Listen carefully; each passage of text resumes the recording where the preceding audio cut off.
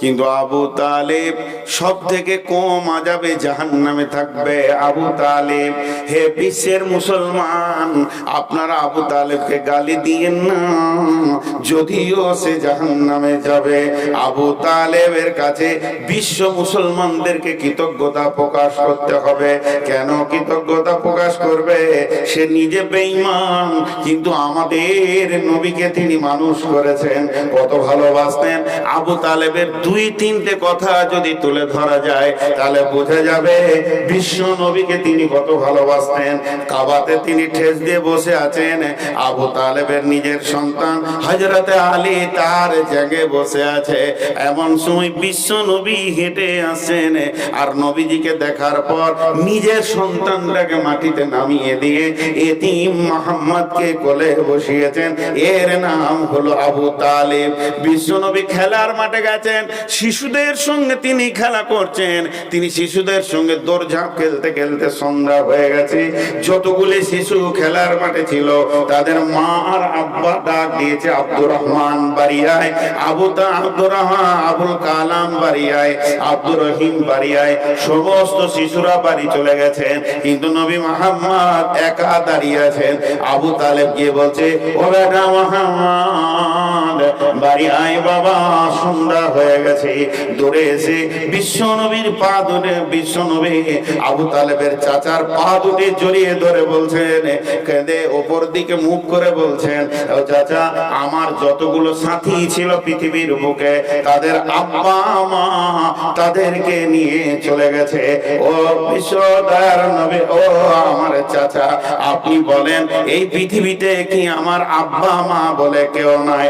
আবু তালেব কোলে তুলে নিয়ে গালে চুমা দিয়ে বলেছেন, ও বেটা মুহাম্মদ, আল্লাহ আমি আবু তালেবকে তোমার মা বাপ বানিয়েছে।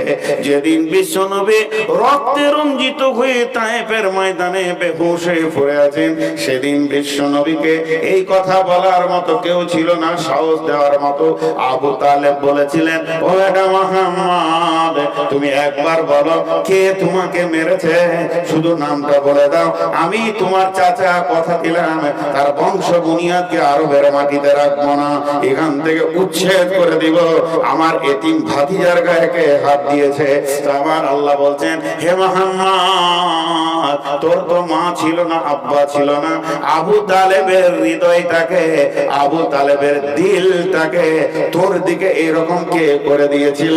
এটা আমার দেওয়া উপহার ছিল। শুধু তাই নয়, হযরতে আবু বকর, হযরতে উমর, ওসমান, আলী, আবু জার, হুযায়ফা, আবু জাবের, জুবায়ের, হযরতে হানজালা, হযরতে তালহা, হযরতে আব্দুল্লাহ যুলবাদাজাইন, এই যে এতগুলি সাহাবী আমি তোকে দান করেছিলাম, তারা নিজের হৃদয় থেকে, নিজের জান থেকে তোকে ভালোবাসতো। এটা কি আমার দান নয়? হযরতে আবু তালেব একটা দুটা নয়, হযরতে তালহা রাদিয়াল্লাহু তাআলা আনহু 180টা তীর খেয়েছেন, তারপরে রাসূলের গায়ে তীর লাগতে দেয়নি। এটা কি আমার দেওয়া উপহার নয়? হযরতে সাদ রাদিয়াল্লাহু তাআলা আনহু গভীর রাত্রিতে তলোয়ারের বোঝাটা নিয়ে গিয়ে বলছে, ইয়া রাসূলুল্লাহ, আমার মতো সাদের হাজারো জানের থেকে নবী মুহাম্মদের একটা জানের মূল্য বেশি আছে, তাই আমি রাত্রিতে সিকিউরিটি দিতে এসেছি। হে নবী মুহাম্মদ, আমার নবী তুই বল, এগুলো কি আমার দেওয়া উপহার নয়? আলম ইয়াজিদকা ইয়াতীমান ফাআওয়া ওয়া ওয়াজাদাকা দাল্লান ফাহাদা ওয়া ওয়াজাদাকা আইলান ফাআগনা।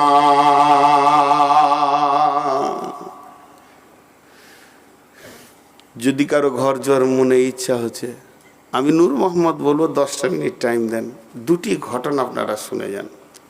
চরিত্র কাকে বলে? মা বোন বেটি একবার ধ্যান দিয়ে শুনেন। আবু তালেব রসুলকে কত ভালোবাসতেন। খালি যার সঙ্গে দেখা হচ্ছে আবু তালেব খালি ওই যে একটা কাজ দেখে দাও গো, একটা বউ দেখে দাও। একটা জিনিস আপনাদের কাছে জমা রেখেছি, মনে আছে? কি বলেন তো? রসুল কি পেয়েছে কি পায়নি সেটা বলবো। আল্লাহ যে দুবো বলেছে মালটা বলবো। এখানটায় যে কি তত্ত্ববহুল কথা আল্লাহ বলেছেন, তো আবু তালিব যার সঙ্গে দেখা হয়, আমাদের যেমন ছেলে মেয়ে একটু বড় হলেই বন্ধু বান্ধবের সঙ্গে দেখা হলে, ভাই একটা মেয়ে দেখে দেন, ভাই একটা ছেলে দেখে দেন, মেয়েটার বিয়ে দিব। ঠিক আবু তালেব যার সঙ্গে দেখা হয়, একটা কাজ টাজ নাই গো, আমার ভাতিজাটাকে মানুষ করলাম কষ্ট করে, একটা কাজ আর একটা মেয়ে হলেই হয়ে যাবে, বাস আমি দায় খালাস, বিয়েটা দিয়ে দিব আর কাজ টাজ করে খাবে, এবার ও আর আল্লাহ আর দুনিয়া চালাবে। একজন বলছে কাজ আছে, একটা মহিলার কাছে কাজ আছে। মহিলাটার নাম হচ্ছে খাদিজা, বড় সম্ভ্রান্ত ফ্যামিলির মেয়ে।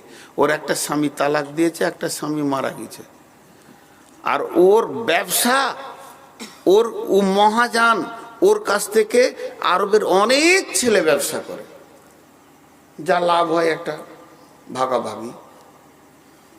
তো আপনি যেতে পারেন, আপনি যেতে পারেন। আবু তালেব বলছে, এ বেটা মোহাম্মদ রে, চো বেটা, একটা কাজের খবর পেয়েছি, দেখি তোকে কোনো রকম ওখানে কাজে লাগানো যায় কিনা।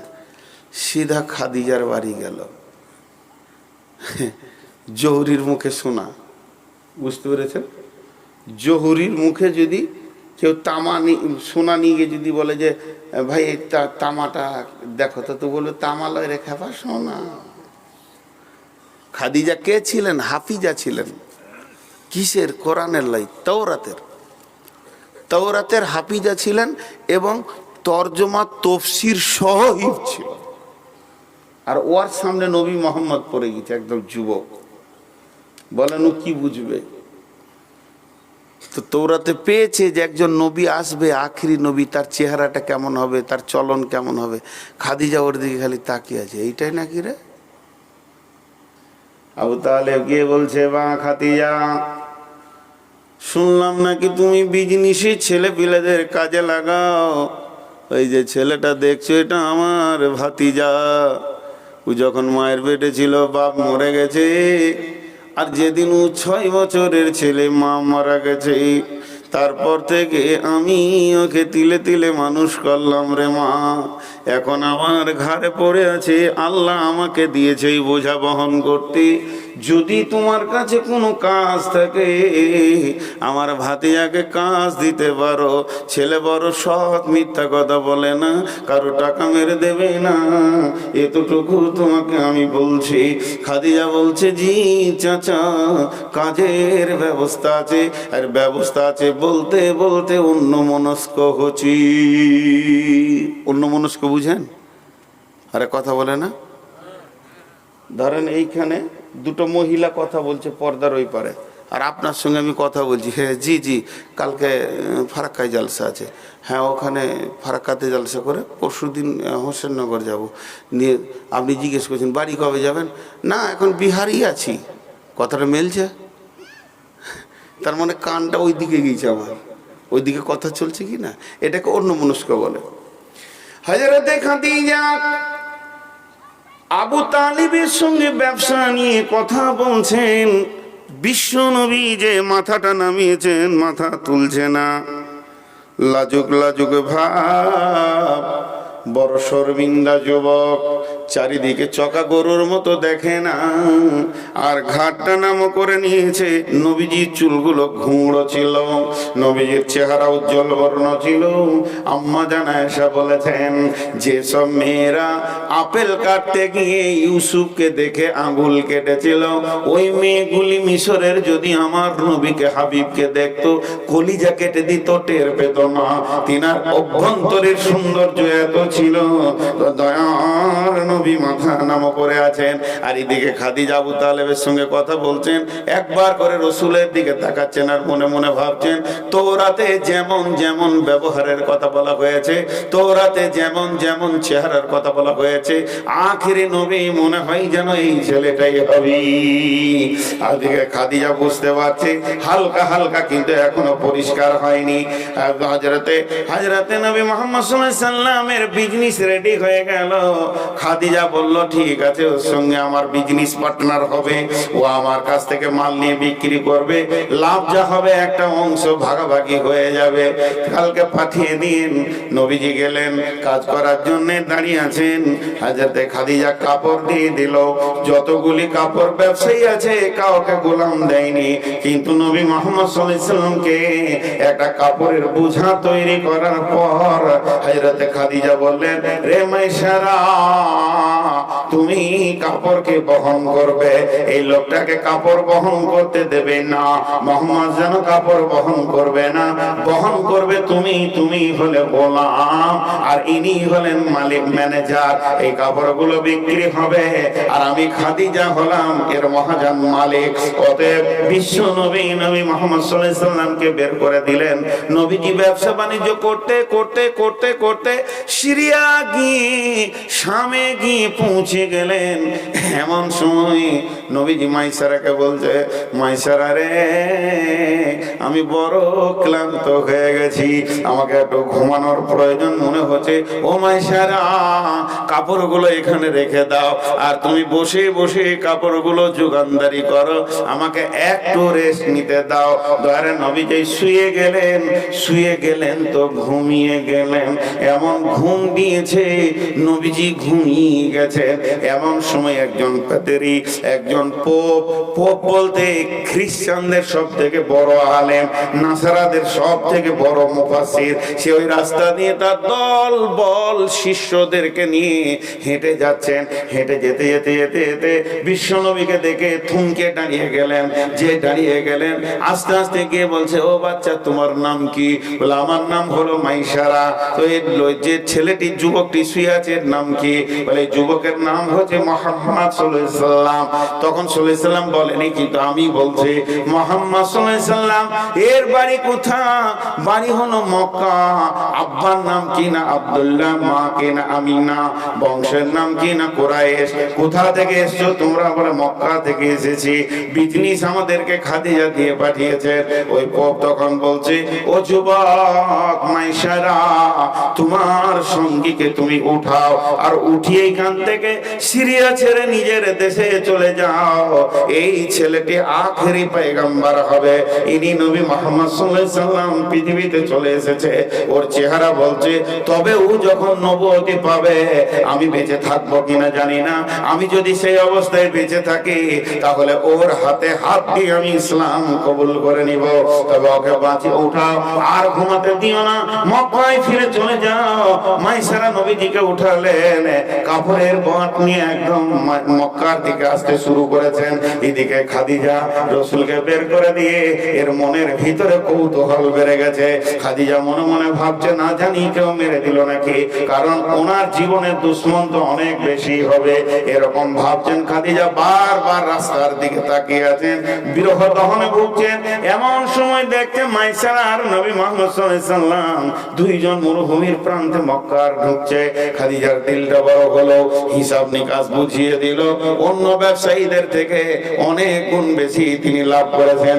বিশ্ব নবী এক নম্বর ভালো ব্যবসায়ী ছিলেন। তিনি এত লাভ করলেন, লভ্য অংশটা নিয়ে গিয়ে চাচার কাছে দুই হাতে এমনি করে দিচ্ছেন, চাচা জি, তোমার এতিম ভাতিজা ইনকাম করতে শিখে নিয়েছে। আবু তালেব খুশিতে কেঁদে ফেললেন, চোখের পানি, ভাতিজা রে, কত সুন্দর কাজ তুমি করেছো। খালি এবার একটা বউ যদি পেয়ে যায় তাহলে আমি আল্লাহ আমাকে আবু তালেবকে রেহাই দিয়ে দেবে। ম্যাডাম মুহাম্মদ বাস, বহু সুন্দর কাজ করেছো বাবা, তুমি ইনকাম করতে পেরেছো। আবু তালেবের কলিজাটা বড় হলো, আনন্দে আত্মহারা হয়ে গেলেন। এরপরে নবী বসে আছেন। এমন সময় মাইসারাকে নিয়ে খাদিজা বলছে, মাইসারা রে, যে লোকটার সঙ্গে তোকে আমি পাঠিয়েছিলাম ব্যবসাতে, একটি বার বল লোকটার ব্যাপারে কিছু কথা আমাকে বল, কোন চরিত্রের লোক। মাইসারা তখন, আমি একটা কথা বলেছি, বাড়ির কাজের লোক বলে দেবে মানুষ কেমন। তখন মাইসারা বলছে, ও খাদিজা, মালিকিন, আমাদের কাজের মালিক। শোনো, জীবনে বহু লোক দেখেছি, এত সৎ চরিত্রের দামি লোক জীবনে দেখি নেই। 2 নম্বরে হলো, আমি 3টে কথা বলবো, 3টে কথা গুনে বলবো, এর মতো দামি লোক আমি জীবনে দেখিনি। 2 নম্বর হলো, যখন আমরা স্বামী ছিলাম রেস্ট নেওয়ার জন্য, বিশ্ব নবী মুহাম্মদ সাল্লাল্লাহু আলাইহি সাল্লাম ঘুমিয়ে গেলেন, আর আমি বসেছিলাম। একজন পোপ এসে বলল, তাড়াতাড়ি উঠিয়ে মক্কায় নিয়ে চলে যাও, লোকটা আখেরি নবী হবে। খাদিজার যেটা ডাউট ছিল সেটা ক্লিয়ার হয়ে গেল, সমস্ত কিছু ক্লিয়ার হয়ে এবার সূর্যের আলোর মতো ফোকাস হয়ে গেল। এবার 3 নম্বরটা শোনার জন্য খাদিজার কৌতূহল বেড়ে যাচ্ছে। তখন বলছে, মাইসারা লেট করিস না, 3 নম্বরটা বল। 3 নম্বরটা মাইসারা বললেন, ও মালকিন খাদিজা, যতদিন কাপড়ের বোঝা নিয়ে মরুভূমিতে মাঠে ঘাটে ঘুরেছি, আমি খেয়াল করে দেখেছি আমাদের 2 জনকে যেন একটা মেঘ সব সময় ছায়া করেছে, কোনোদিন রোদের তাপ আমাদেরকে লাগতে দেয়নি। এই 3টি কথা বলার সঙ্গে সঙ্গে খাদিজা বুঝে নিলেন, আর এখানে কৌতূহল নাই, এখানে সংশয় নাই, সব পরিষ্কার হয়ে গেল, এটা আখেরি পয়গম্বর হবে। তাহলে আমাকে বিয়ে করবে কি কিনা? ওর তো বয়স হলো 25 আর আমি হলাম 40, বিয়ে করবে কি করবেন না? না, একবার প্রস্তাব দিয়ে দেখি। না, প্রস্তাব দিলে মনে হয় প্রত্যাখ্যান হয়ে যাবে, একটা যুবক কি বৃদ্ধাকে বিয়ে করে নাকি? তবে প্রস্তাব দিয়ে দেখা যাক। 5 রকম ভাবতে ভাবতে খাদিজা সম্পর্কে ফুপু কিংবা দাদি নাফিসা নামে একজন মহিলাকে ডেকে বললেন, দাদিজি, আমার বিয়ের প্রস্তাবটা নবী মুহাম্মদ সাল্লাল্লাহু আলাইহি সাল্লামের কাছে, তার চাচার কাছে পৌঁছে দাও। নাফিসা গিয়ে বললেন, ও আবু তালেব, ছেলে তো ইনকাম করতে শিখেছে, বউ নেবে কে বলো? বলে, বউ আবার কে? একটা বউ দেখে দাও, দরকার আছে। ভাতিজা এবার ইনকাম করছে, তো বউয়ের তো দরকার আছে। যখন এই কথা বলা, তখন বলছে, আমি একটা প্রস্তাব নিয়ে এসেছি খাদিজার তরফ থেকে, স্বয়ং খাদিজা নিজে বিয়ে করতে চেয়েছে। আবু তালেব তো বলছে, আর খুশি সহ্য হচ্ছে না, মনে হচ্ছে যেন খুশিতে আনন্দতে চিৎকার হরে, কি করে কিছুই তাল পেছি না, এত বড় একটা বড় ঘর থেকে প্রস্তাব এসেছে। তখন আমি মনে মনে ভাবলাম যে আমি এটা একবার ভাতিয়াকে জিজ্ঞেস করে নি। বিশ্ব নবীকে ডাকলেন, বেটা মুহাম্মদ, হাসবেন না, মেন্টাল রুগী দেখে যদি হাসেন, আর না জানি আল্লাহ কালকে আপনাকে ওই কাজটা করাবে, খবরদার না। পাগলকে ভালোবাসলে আল্লাহ ভালোবাসবে, আপনাদের জানা নাই হাদিস। আপনারা আমার দিকে ধ্যান দেন, ও তো ওর কাজ করছে, মেন্টাল রুগী সহ্য হবে। আপনাদের বিরক্ত লাগছে নাকি? এই প্রস্তাব পেয়ে গেল, বিশ্ব নবীকে এবার জিজ্ঞেস করবে। যুবক দয়ার নবীকে ডাকলেন, আবু তালেব, বেটা মুহাম্মদ সাল্লাল্লাহু আলাইহি সাল্লাম আসলেন, খাটে বসলেন, মাথা নাম করে আছে। কোনোদিন নবীজি মাথা উঁচু করে মুরব্বীদের সামনে বেয়াদবি করতেন না। যেই নবীজি এরকম বসে আছেন, মা আমার, বোন আমার, প্রস্তাবটা দিয়ে দিলেন আবু তালেব।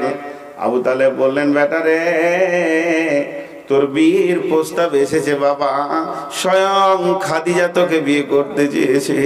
বিশ্বনবী হ্যাঁ বললেন না, বিশ্বনবী নাও বললেন না।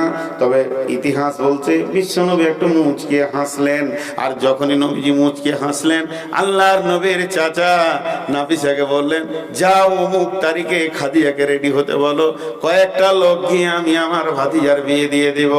দিন প্রস্তাব হয়ে গেল, দিন রেডি হয়ে গেল। দয়ার নবীকে আম্মা জান, দয়ার নবীকে আবু তালেব নিয়ে গেলেন, নিয়ে গিয়ে খাদিজার সঙ্গে আবু তালেব খুতবা পড়ে বিয়ে পড়িয়ে দিলেন। বিয়ে হয়ে গেল। এতদিন নবীজি ছিলেন কাজের ম্যানেজার, এবার হয়ে গেল বাড়ির লোক, কাজের লোক, মা আমার, বোন আমার। এবার খাদিজা তার সহিলীদেরকে ডাকলেন, ডাকার পরে বললেন, আমাদের একটা বাসর ঘর রেডি করে দাও, আমি নবস্বামীর সঙ্গে আবার নতুন জীবনে বন্ধনে আমি দাম্পত্য জীবনের বন্ধনে এগিয়ে যাব। যখন একটা ঘরকে সুন্দর করে সাজিয়ে দেওয়া হলো, আল্লাহর নবীকে বাড়ির ভিতরে ডাকা হলো। বিশ্বনবী ভিতরে গিয়ে মাথা নাম করে করে মনকে ভারাক্রান্ত করে বসে আছি। হযরতে খাদিজা আম্মা জান উম্মুল মুমিনিন হাসতে হাসতে রাসূলের সামনে আসছেন। আমার একটা স্বামী তো হারিয়েছি, একজন তালাক দিয়েছে, আবার তৃতীয় নম্বরে পড়েছি, না জানি স্বামীর সঙ্গে কত কৌতূহলের কথা আনন্দ হবে। এই বলে যখনই ঢুকছেন তো নবীজির চেহারাটা দেখছেন, চল চলো চলো চলো চলো চলো, দুটি চোখে যেন পানি, গালগুলো ভারী, মাথাটা নামো হয়ে আছে। মেয়েরা তো এমনিতেই কথা বেশি বলে। আম্মা জান খাদিজা দুটি কথা বলে ফেললেন, অতিরিক্ত কথা বলতে গিয়ে বেশি বলে ফেললেন। কি বললেন? ও মুহাম্মদ, তুমি হলে 25 বছরের নবযুবক, আর আমি হলাম 40 বছরের বিধবার বুড়ি। তুমি হলে নববর, আর আমি হলাম বিবাহের কন্যা। এর জন্য মনে হয় তুমি আমাকে অন্তর থেকে স্ত্রী বলে মেনে নিতে পারো নি, তারই তোমার মুখে ছাপ হয়েছে।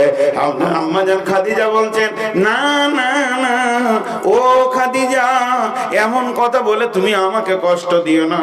আমি তোমাকে যে বিয়ে করেছি, তোমাকে আমি স্ত্রীর জায়গায় স্ত্রীর মর্যাদাতেই রেখেছি। তবে আমার ভারাক্রান্ত হওয়ার কারণটা শুনে নাও। আমার আর্থ হচ্ছে কি, যে আমার আজকে আমি নতুন বিয়ে করেছি, যে লোকটি এসে তোমার মাথায় হাত দিয়ে দোয়া করবে, আমাদের দাম্পত্য জীবনের দোয়া করবে, সে আমার আব্বা আব্দুল্লাহ পৃথিবীতে নাই। আজকে তোমার গাল ধরে যে চুমা খাবে, আমার মা আমিনা পৃথিবীতে নাই। আমি তোমাকে শ্বশুর দিতে পারলাম না, শাশুড়ি দিতে পারলাম না।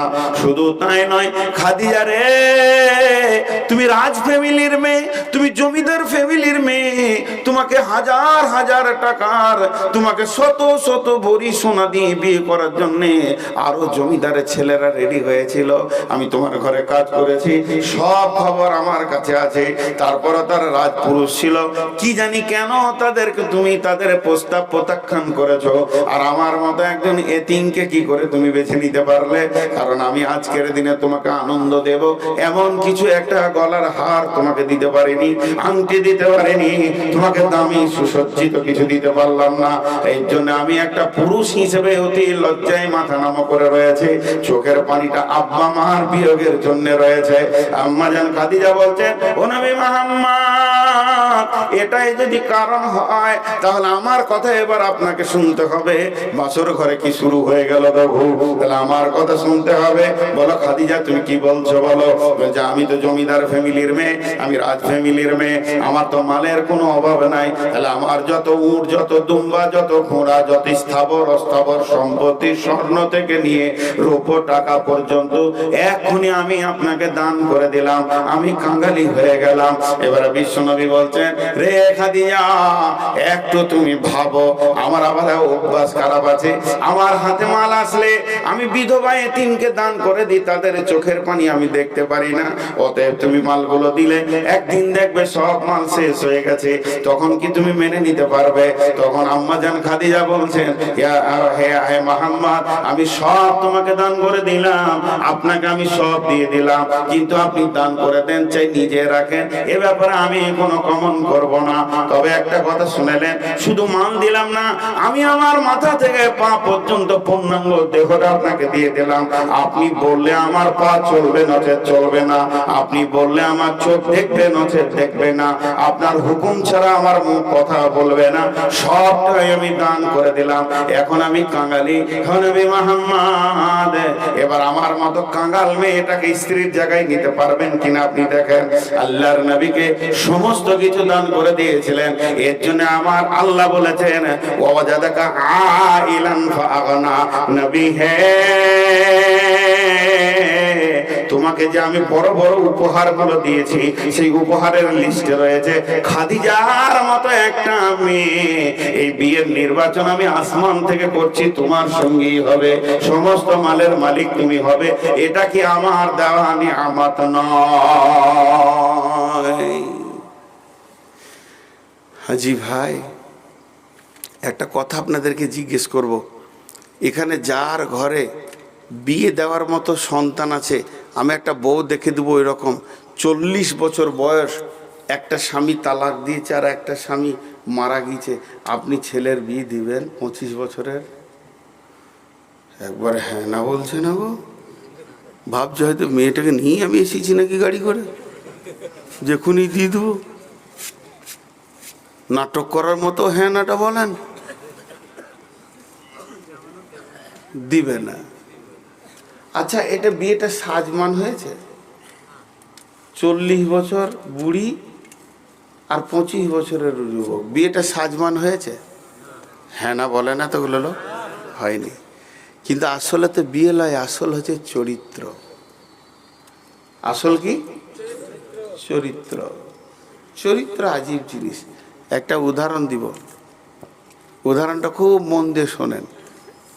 আপনারা তো রোড সাইডে বাস করছেন, এরকম করে গাড়ি চালানো দেখেছেন? এমনি করে কুজো হয়ে চালাবে, ওর হাতে জুটবে না আর মাথায় চুল, ওই রকম গাড়ি চালানো দেখার দোয়া কি জানেন? আল্লাহ ডাম্পারে চাকে ওটাকে লে, মানে রাস্তাটা ক্লিয়ার হোক। আর একটা কথা মাঝে বলে নিছি, এরকম করে জোর হাত করে হিন্দুদের মতো মাপচিয়ে বলছি, আল্লাহ আগে বিবেক মেরে দেয় যে টোটো কেনার পয়সা দেয়। একটা টোটোওয়ালার বিবেক ভালো দেখলাম না, রাস্তার মাঝে ছাড়া যাবে না, লটপটা লটপটা লটপটা লটপটা। ও জানে আমার গাড়ির ক্ষমতা নাই, পেছনে হরেন মারলে আবার এমনি করে তাকায়।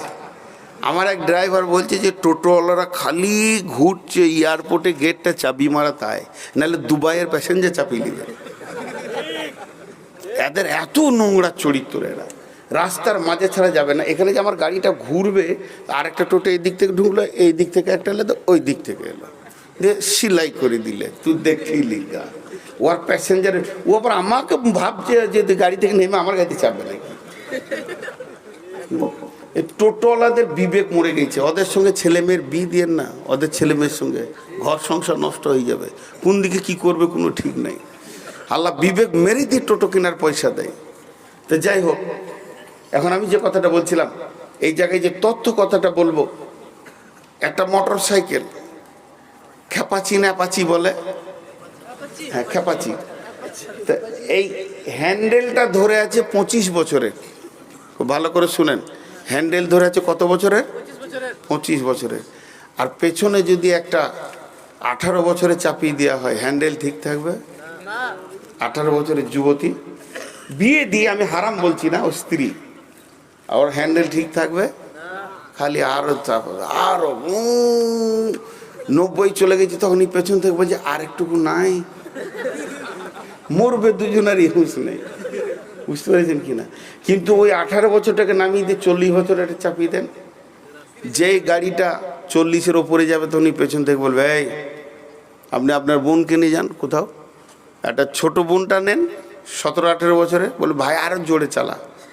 আর যদি 40 বছরের বোনটা নেন, এই পেছন থেকে বলবে, এই গাড়ি আসছে রাস্তায়, কেমন করে গাড়ি গাড়ি দাও, আসতে চল, বলবে কি বলবে না? ব্যাস ভাইরা আমার, এটা হলো 40 বছরের গুণ। খাদিজার 3টে গুণ ছিল, 3খানা গুণ ভালো করে মুখস্থ করলেন। সেই জামানায় বিশ্ব সুন্দরী যিনি ছিলেন তিনি হলেন খাদিজা। তাহলে 1 নম্বর গুণ হলো। 2 নম্বর গুণ হলো মাল ছিল খাদিজা সম্ভ্রান্ত ঘরের মেয়ে। 3 নম্বর গুণ ছিল তিনি মূর্খ ছিলেন না, তৌরাতের বড় পণ্ডিত ছিলেন। তাহলে আমার আল্লাহ দেখলেন নবী মোহাম্মদ এখন উদীয়মান ড্রাইভার, এর পেছনে যদি 40 বছরে না দেওয়া যায় তাহলে অ্যাক্সিডেন্ট করে দিবে, যে কোথা আবার নবীর চরিত্রে লাল দাগ লেগে যাবে। খাদিজা 3টে কাজ করতেন। যখন নবীজি 5 জনকে বায়াত করাতেন, 5 জন 10 জনকে কালেমা পড়াতেন, খাদিজা তখন আনন্দ দেখাতেন স্বামীর সামনে, ইয়া রাসূলুল্লাহ, আল্লাহ আপনাকে নবী বানিয়েছেন, আল্লাহ আপনাকে ক্ষমতা দিয়েছেন, আল্লাহ আপনাকে ইজ্জত দিয়েছেন।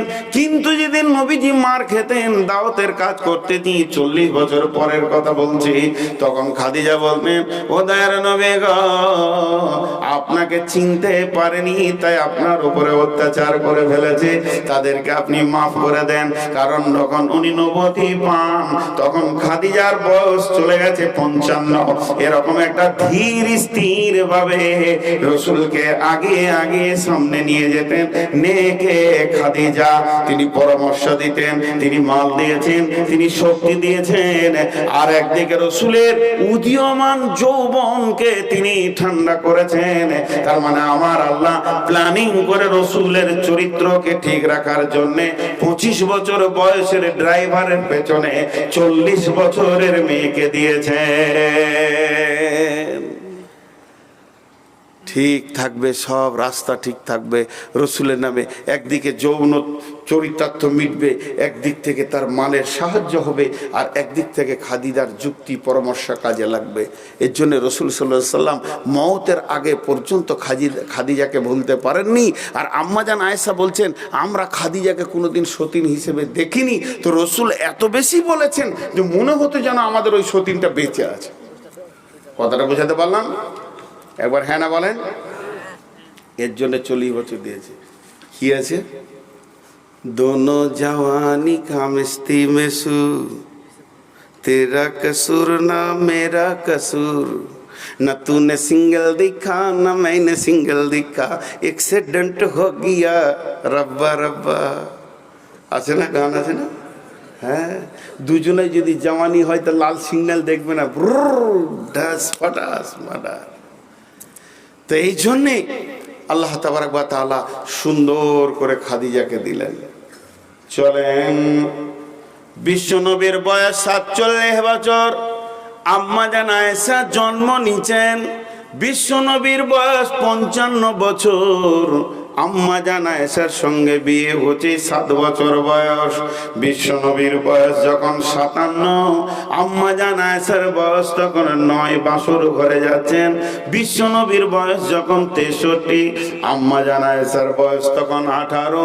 দয়ার নবী পৃথিবী থেকে চলে যাচ্ছেন। এবার বলেন, একটা 47 বছর, একটা 55 বছর, আর 55 বছরের এক বৃদ্ধ সঙ্গে আমার আল্লাহ 7 বছরের মেয়েকে কেমন করে নির্বাচন করলেন? এটাই বা কেমন সাজমান? আম্মাজান আয়েশা বলতেন, আমাকে আল্লাহ 5খানা সম্মানী দিয়েছেন। 1 নম্বরে আমার বিয়েটা আসমানে নির্বাচন হয়েছে। 2 নম্বরে আমার বুকে মাথা রেখে বিশ্বনবী বিদায় নিয়েছেন। 3 নম্বরে আমার হুজরাতে আজও নবীজি শুয়ে আছেন। 4 নম্বরে আমার বিছানা থেকে মেরাজ হয়েছে। 5 নম্বরে আমার ঘরে ওহী এসেছে জিবরাইল আমিন। তাহলে এই মেয়েটা কত সুন্দর! আল্লাহ তাবারক ওয়া তাআলার নবী একদিন সফর থেকে ফিরে আসছেন। তাহলে আম্মাজান আয়েশার কিছু আচরণ শুনলেন কেমন? সফর থেকে আসছেন, ধুলোবালি নিয়ে এইভাবে মদিনায় তিনি খেলা করছেন। আম্মাজান আয়েশা আবু বকর গিয়ে বলছেন, ও মা, তোমার বিয়ে দিয়ে দিয়েছি দয়ার নবীর সঙ্গে, ধুলোবালিতে নোংরা থাকলে হবে না, তুমি পরিষ্কার হও। সে ছোট ছেলে স্বামী বুঝে না, সুজা মাকে গিয়ে বলছে, মা, আমার স্বামী এসেছে, আমাকে পরিষ্কার পরিচ্ছন্ন করে দাও। তার মা তাকে পরিষ্কার পরিচ্ছন্ন করে দিল। বিশ্বনবী বসে আছেন, সুজা কি আম্মাজান আয়েশা ভিতরে ঢুকলেন, নবীজির সঙ্গে কথা বলছেন। আল্লাহর নবী বলছেন, আয়েশা রে, আমি তোমাকে বেশিরভাগ টাইম খেলাধুলাতে দেখি, তুমি কি খেলতেও কি ভালোবাসো? তোমাকে খেলা এতই ভালো লাগে, তোমার কি কোনো কাজ নাই? রসুলের আঙ্গুলটা ধরে টানতে শুরু করলেন। এইভাবে টানচার বলছেন, ও দয়ার নবী গো, আমি শুধু খেলতে পারি না, আমি দৌড়তে শুদ্ধ পারি। বিশ্বনবী 2 বার দৌড়েছেন বিবির সঙ্গে, আম্মাজান আয়েশার সঙ্গে। তখন একবার দৌড়লেন, নবীজি আপনার একটু হালকা হলেন, আম্মাজান আয়েশাকে আগে বাড়তে দিলেন। কারণ ছোট ছেলে, নবীজি দেখছেন আমি যদি আগে বেড়ে যাই তো মনে কষ্ট পাবে। এইভাবে হাতে টানা দিয়ে দিয়ে রসুলকে বলেছিলেন, আপনি আখিরি পয়গম্বর, আপনি সৈন্যদের কমান্ডার, কিন্তু আমার সঙ্গে দৌড়ে পারলেন না। বিশ্বনবী মুচকে মুচকে হাসলেন। এরপরে দয়ার নবী একবার সফরে বেরিয়ে গেছিলেন। সফরে আস্তে আস্তে জিহাদ থেকে ফেরার পথে নবীজি বললেন সাহাবীদেরকে, তোমরা একটু আগে যাও, চাঁদনি রাত ছিল, তোমার মায়ের সঙ্গে আমাদের প্রয়োজন আছে, আমার প্রয়োজন আছে। সমস্ত সাহাবীরা এগিয়ে এগিয়ে চলে গেলেন। তখন দয়ার নবী বলেন, আয়েশা রে, তুমি তো একদিন আমাকে প্রস্তাব দিয়েছিলে ধরার জন্যে, তুমি অতি শিশু ছিলে, আমি প্রত্যাখ্যান করিনি। আজকে তুমি হেলফুল, একদম হেলথওয়ালা হয়ে গেছো, তা আমার প্রস্তাবটা তুমি রাখো, চলো দুইজন একবার ধরবো। সেদিন বিশ্বনবী আগে বেড়ে গেলেন, আম্মা জান আয়েশা পারলেন না, শরীরটা দুর্বল, তিনি মোটা হয়ে গেছেন, কিন্তু নবীজি তো সৈন্য কমান্ডার। তখন আম্মা জান আয়েশাকে এবার রাসূল কিছু বলতে যাবেন, এমন সময় আম্মা জান আয়েশা বলছেন, ড্র হয়ে গেল, একদিন আমার একদিন আপনার। দয়ার নবী বললেন, আয়েশা রে, আল্লাহ তোমাকে এত চালাক করেছে, আমাকে কিছুই বলতে দিলেন না। এটা হলো আম্মা জান আয়েশার আচরণ। এই যখন আম্মা জান আয়েশার উপরে তহমত দেওয়া হয়েছিল, তহমতের ব্যাপারে অনেক লম্বা ঘটনা, আল্লাহ তাবারক ওয়া তাআলা 11 খানা আয়াত নাজিল করে আম্মা জান আয়েশাকে পবিত্রতা ঘোষণা করলেন। এই অবস্থায় কি হয়েছিল, তিনি অসুস্থ হয়ে পড়ে গেছিলেন। বন্ধুরা আমার, ওই সময় হযরত আলীকে জিজ্ঞেস করলেন, দয়ার নবী কি বলেন, আলী রে, তোমার আয়েশার ব্যাপারে কি মনে হয় বলো। রসুল চিন্তিত হয়েছিলেন তোহমত নিয়ে। তো হযরত আলী কি বলছে জানেন, আমার শাশুড়ির খবর নেবেন হুজুর, আমার শাশুড়ির কোয়ালিটি খুব। কেন, বাড়িতে জামাই এলে ব্যস্ত কে হয়, বিবির থেকে বেশি ব্যস্ত হয় শাশুড়ি। তো হযরত আলী বলছে, আমি গেছি বেড়াতে, হযরত আলী হচ্ছে জামাই, আয়েশা হচ্ছে শাশুড়ি। দিয়ে তাড়াতাড়ি করে একটা গামলাতে গমের আটা দিয়ে ওইটাকে এমনি করে টিপছে, কি করবে, জামাইকে রুটি খাওয়াবে। তার ছোট মেয়ে এরকম টিপতে টিপতে ওই আটার ভিতরে হাত রেখে ঘুমিয়ে গেছে। জামাই মনে মনে ভাবছে, হায় রে শাশুড়ি, রুটি কখন পাবো রে। এইদিকে ও ঘুমাইছে, ওদিকে বকরিতে আবার আটা নিয়ে পালিয়ে গেছে। তখন হযরত আলী আরো হাসছে, শাশুড়ি একটা পেয়েছি আমি। এ হলো আম্মা জান আয়েশা। এখন আপনাদের কাছে আমার প্রশ্ন, এই শিশুটাকে রসুলকে দিলেন কেন? প্রথমে দিলেন বয়স্ক, বয়স্কা, শেষ বয়সে শিশু। কারণ কি? তার কারণ একটাই, চরিত্র। আজকের পুরো বক্তব্যটা হচ্ছে চরিত্র, কি করে চরিত্রটা কারণ শুনলেন। একটা কথা আপনারা বলেন তো, যাদের বয়স 60-এর পেরিয়ে গেছে, 60 পেরিয়ে গেছে, কোরআনের এক পাতা মুখস্থ করতে পারবেন? বলেন পারবেন? আমি পারি না। 50 পেরিয়ে গেছে, এটা কোরআন শরীফ লিব, আয়াতগুলোর দাগ মেরে রাখবো, দিয়ে পড়বো।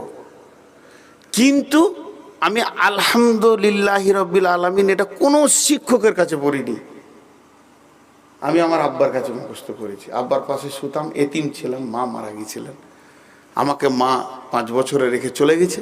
আব্বার পাশে শুতাম, তো আব্বা বলতো আলহামদুলিল্লাহি রাব্বিল আলামিন। তার আমার আব্বা তো মোষের পাইকের রে বাবা, ওরা আর কত সোজা হবে। তো আমি আব্বার সঙ্গে তোতলা তোতলা করে বলে বলে মুখস্থ করেছি। কিন্তু আমার আব্বা খুব কড়া মানুষ ছিলেন, দিনের ব্যাপারে খুব কড়া ছিলেন। সংসারের মাল নষ্ট করেছি, একটা থাপ্পড় মারা নেই, কিন্তু নামাজে জামাত না পেলে অবস্থা গরম করে দিয়েছে, বেরিয়ে যা ঘর থেকে, এরকম করা ছিলেন, আল্লাহওয়ালা ছিলেন। এই জন্য তিনটে বড় ভাই আমাদের একটু নর্মাল বুদ্ধি কম, বাকি 3টে ছেলে কি আলেম হাফেজ করেছেন। তো যাই হোক, সে কথা নয়। এখন সেই সূরা ফাতিহা আমি মুখস্থ করেছি আব্বার কাছে তোতা পাখির মতো। আর আমি যদি ঘুমিয়ে থাকি, বিভোর ঘুমাই, আর এখানকার হেড বলার যদি উঠিয়ে দেয়, বলে নূর মোহাম্মদ একবার 5 সূরা ফাতিহাটা বলো, ঘুমের ঘরে বলবো, তারপরেও ভুল হবে না। কথা ঠিক বললাম না ভুল? তাহলে শিশু অবস্থায় মুখস্থ ভালো হয়। আপনারা একবার মুখ খোলেন, শিশু অবস্থায় মুখস্থ ভালো হয়, বৃদ্ধ অবস্থায় মুখস্থ করা সম্ভব। তাহলে আম্মা জান আয়েশা নবীজি কেমন ভাবে চলছেন, উঠছেন, বসছেন, খেছেন, এগুলো সব হাদিসে লেখা হচ্ছে। রাসূলুল্লাহ সাল্লাম ডান হাতে খেয়েছেন, রাসূলুল্লাহ সাল্লাম খাবারে পানিতে শ্বাস দেয়নি, পানিকে 3 বার খেয়েছেন। এইভাবে যে হাদিসগুলো পরপর চলে আসছে। নবীজি সফর কেমন করতেন, নবীজি পেশাব কিভাবে করতেন, পায়খানা কিভাবে করতেন, কে বর্ণনা করবে, কে দেখেছে? আবু হুরায়রা দেখেছে, আবু বকর দেখেছে, ওসমান দেখেছেন, আলী দেখেছেন। এইভাবে সমস্ত রাবীরা বলবে রাসূলুল্লাহ সাল্লাম কেমন করে খুতবা দিয়েছেন, হযরতে হাসান বলবেন, হুসেন বলবেন। রাসূলুল্লাহ সাল্লাল্লাহু আলাইহি ওয়াসাল্লাম হাত কোথা বেঁধেছেন, সমস্ত সাহাবীরা বলবেন, আবু জার বলবেন, জাবের বলবেন, জুবাইর বলবেন। তার মানে রাসূলের জীবনে যা কিছু আমল ঘটেছে সাহাবীরা দেখবেন আর বলবেন। কিন্তু বন্ধুরে, এমন একটা জায়গা আছে সেখানে হাসানো যাবে না, হুসানো যাবে না, মা ফাতেমারও যাওয়ার অর্ডার নাই। সেটা হচ্ছে স্বামী স্ত্রী যখন বাড়ির ভিতরে ঢুকে যাবে, তারা যখন তাদের দৈহিক চাহিদা নিয়ে বাড়ির ভিতরে পৌঁছে যাবে, ওই জায়গাতে পৌঁছাতে পারবে না হাসানের মতো কচি মাথাটা, হোসেনের মতো কচি মাথাটা পৌঁছাতে পারবে না। ওই জায়গা ফাতেমা যাওয়ার অর্ডার নাই, দরজা লেগে গেছে, স্বামী স্ত্রী থাকবে।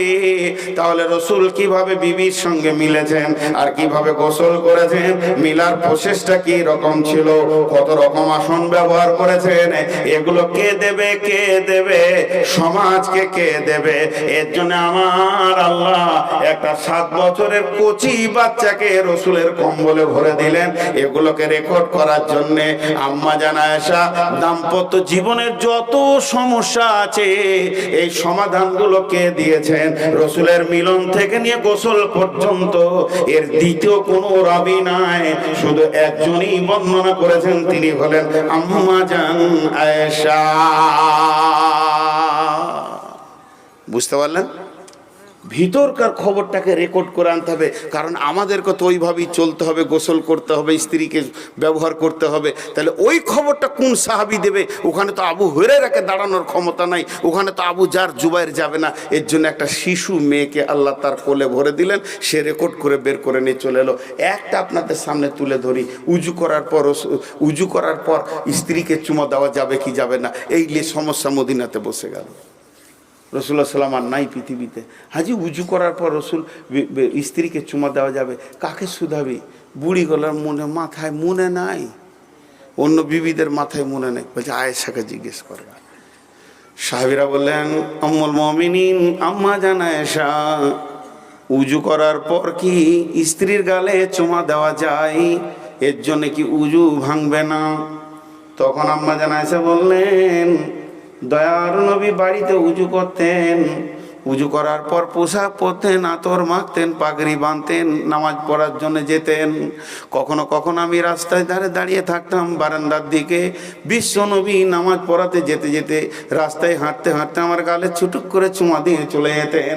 এতে কোনো অসুবিধা হবে না, সেক্সুয়াল ভাবে চুম দেওয়া যাবে না, তবে স্ত্রীকে আনন্দ দেওয়ার জন্য ঠোঁটে মুখে একটা চুটুক করে চুম দিয়ে নামাজ পড়তে চলে যান, এর জন্য উজু ভাঙবে না। সমস্যা সমাধান করলো কে? না আম্মা জান আয়েশা। এর জন্য আমার আল্লাহ বললেন, নবী হে ফাআম্মাল ইয়াতীমা ফালা তাকহার ওয়া আম্মাস সাইলা ফালা তানহার। তোকে আমি যেভাবে তিলে তিলে মহব্বত দিয়ে মানুষ করেছি, পৃথিবীর বুকে খবরদার এতিমদেরকে ধমকে কথা বলিও না, এবং তোমার দরজায় যে ভিক্ষা চাইতে আসবে তাকে তুমি ঝিড়কে কথা বলিও না। ও আম্মা বিনিআমাতি রব্বিকা ফাহাদ্দিস। হে আমার নবী, তোমাকে যে তোমার রব এতগুলি নিয়ামত দিয়েছে, এগুলো লোকের কাছে তুমি প্রকাশ্যে বলে বেড়াও। কথা বুঝাতে পারলাম? আরে জানা হ্যাঁ না বলেন? পুরো সূরাটা তাফসীর হয়ে গেল, কিন্তু দুটো কথা বাকি আছে, উঠবেন না। দুটো কথা বাকি আছে। একটা কি, যে আল্লাহ যে তার রাসূলকে বলেছে যে আমি তোমাকে অতি সত্বর কিছু দিব, তুমি রাজি হয়ে যাবে। তিনি দিয়েছেন কি? দিলে তো হাদিসে আসতো, কিচ্ছু দেয়নি, কিচ্ছু দেয়নি। দিব বলেছেন আল্লাহ, তার মানে রাসূল পাননি, চলে গেছেন। কিন্তু আমার আপনার কাছে রাসূল মারা গেছেন, আল্লাহর কাছে মরেছে? আল্লাহর কাছে আছে, দুনিয়াতে ছিল, কাছে নিয়েছে, আছে, তা আল্লাহ দেবেন। একটা তাফসীরে লিখেছে, সূরা মারিয়ামের ভিতরে 2খানা আনন্দদায়ক তাফসীর পেয়েছি। 71 নম্বর আয়াতে তাফসীর দেখতে দেখতে একদিন গভীরে পৌঁছে গেলাম, তখন দেখছি এক জায়গায় লিখেছে, কঠিন কিয়ামতের দিনে আমার নবী যখন কাঁদবেন, তখন আমার আল্লাহ বলবেন, নবী হে, সেই ওহী বন্ধ করে তোকে বলেছিলাম যে আমি তোকে খুশি করে দিব, এমন প্রাইজ দিব, আজকে তুই কাঁদছিস উম্মতের জন্যে, তোর উম্মতগুলোকে আমি জান্নাতে দিয়ে খুশি করে দিব। এটাই হচ্ছে একটা প্রাইজ। কি প্রাইজ আল্লাহ রেখেছে দেখেন, তোর উম্মতগুলোকে আমি জান্নাতে দিয়ে তোকে খুশি করে দেবো, যা আমি তোকে রাজি করব বলেছি। 2 নম্বর একটা তাফসীর পেয়েছিলাম, জান্নাতের ভিতরে এমন কিছু লোক আছে মনকে ভারী করে ঘুরবে, মনে শান্তি পাবে না, মনে আনন্দ পাবে না। জান্নাতের এত নিয়ামত, তারপরও তার মন ভালো থাকবে না। বোন আমার, মা আমার, খালা আমার, তার মনটা কেন ভালো থাকবে না? রব জিজ্ঞেস করবে, গোলাম রে, মেহমান রে, আমার জান্নাত কি তোকে আনন্দ দিতে পারছে না? তখন ওই লোকটা বলবে, মাবুদ, পৃথিবীর বুকে আমার একটা কলিজার টুকরা বন্ধু ছিল, জিগড়ি দোস্ত ছিল, তাকে সব জায়গায় নিয়ে ঘুরতাম, তাকে আমি জান্নাতে খুঁজে পেয়েছি না। বলে তার নাম বল। আল্লাহ জানার পরও বলবে, সে কে? বলে অমুক। বলে জি হ্যাঁ। বলে সে তো জাহান্নামে আছে। বলে আল্লাহ বলবে, এরই জন্যে আমার মন খারাপ হয়ে আছে। আমার রব বলবে, গোলাম রে, তুই জান্নাতে মন ভারী থাকবে, এটা আমি রব মেনে নিতে পারবো না। আমার মেহমান আমার ঘরে এসে মন ভারী করে থাকবে, এটা আমাকে খারাপ লাগছে। ওই বন্ধুটাকে জাহান্নাম থেকে তুলে এনে ওর কাছে দিয়ে আল্লাহ খুশি করে দেবেন। তার মানে ভালো লোকের সঙ্গে সম্পর্ক রাখলে আল্লাহ তাবারক ওয়া তাআলা সেদিনও কিছু নিয়ামত দেবেন। অতএব বন্ধুত্ব করবেন তো ভালো মানুষের সঙ্গে করেন। তবে ওই লোকটাকে তুলবে একটা শর্তে, লোকটা যদি মুশরিক না হয়। দেখেন, বুড়া মানুষ, হাঁটতে হাঁটতে হেঁটেই দিলাম বেশি, একটু বেশি বলা হয়ে গেছে, আপনাদের বিরক্ত হবে। আমি আপনাদের কাছে 9 মিনিট চাইছি। ক মিনিট চাইলাম বলেন? ক মিনিট? 9 মিনিট হলে পুরো দুটো 1টা বেজে যাবে, আমার একদম 2.5 ঘন্টা হয়ে যাবে। তো 9 মিনিট কেউ উঠবেন না, খালি বলেন ইনশাআল্লাহ। যে উঠে পালাবেন 9 মিনিটের আগে সে হাত তুলেন। দেখেন আল্লাহর সঙ্গে ওয়াদা করছেন। এখন এই 9 মিনিটে আমি যা কিছু বললাম জেরক্স, আমার পুঁজি কিছুই নাই, কোরআন থেকে। আজকে কোরআন আছে বলে আমরা সভ্য মানুষ, কোরআন চলে গেলে আমরা অসভ্য মানুষ। বিধায় কোন আল্লাহর গোলাম আছেন, এই কোরআন যিনি ভালোবাসেন, আজকে যার খিদমতে এই মহফিল, স্টেজটা যার জন্য, আমার জন্য নয়, কমিটির জন্য নয়, এর জন্যই আল্লাহর গোলাম কেউ আছেন 5,000 10,000 দেনেওয়ালা। 9 মিনিট টাইম নিচ্ছি, কিন্তু আমি কথা বলবো এর মাঝে, আপনাদেরকে বিরক্ত লাগবে না। 9 মিনিট পেরিয়ে যা বুঝতে পারবেন না। মা, খালা, বোন, বেটি যতগুলি আছেন, একবার আল্লাহর হস্তে আপনারা যার কাছে যা আছে দেন। আরে বাবা, ওখানে চাদরকে নিয়ে যাচ্ছ বাবা, আবার যাও রে বাবা।